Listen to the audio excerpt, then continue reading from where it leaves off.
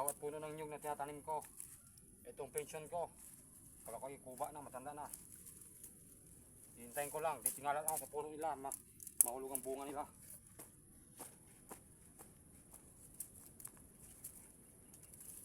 Sinong kapag nagustuhan nyo yung video ko, pakishare nyo lang at like. Okay na yan.